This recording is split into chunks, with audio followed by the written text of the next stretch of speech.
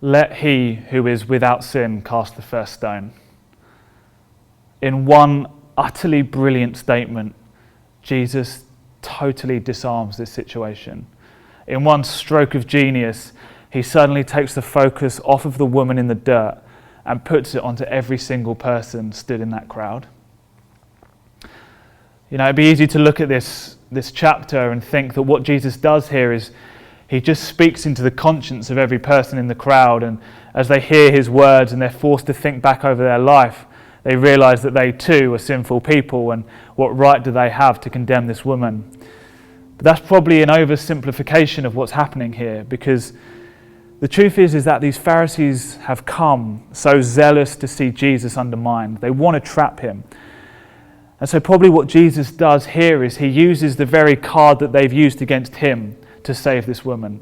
They come to him with the Mosaic law. They demand that she must die to fulfill it.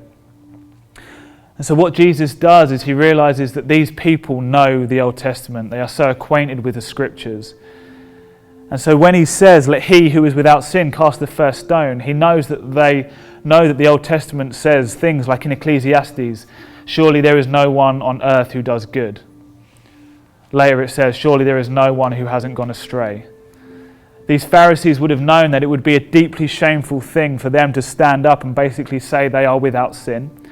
If they were to be the person who picks up the stone and throws it in this moment, they declare themselves to be sinless. A deeply shameful thing for them to declare. And so they're forced to walk away. There's nothing left for them to do. But in this encounter, we see a beautiful demonstration of the Easter story. Because you see, the story starts with the woman in adultery. All the hate, all the focus, all the humiliation is on her. But we know that if you want to make enemies, you just need to humiliate the most powerful person in the room. And in this context, the Pharisees were the most powerful people around. And what Jesus has done is he's basically, in front of the whole crowd, he's humiliated them. He's forced them to walk away. And that is the Easter story. That is the beauty and the wonder of it.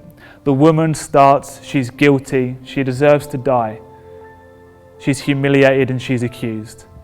But then as the story plays out, Jesus takes all the focus away from her and upon himself. One theologian says that she is the recipient of an unexpected act of love that saves her life. And so are you, and so am I.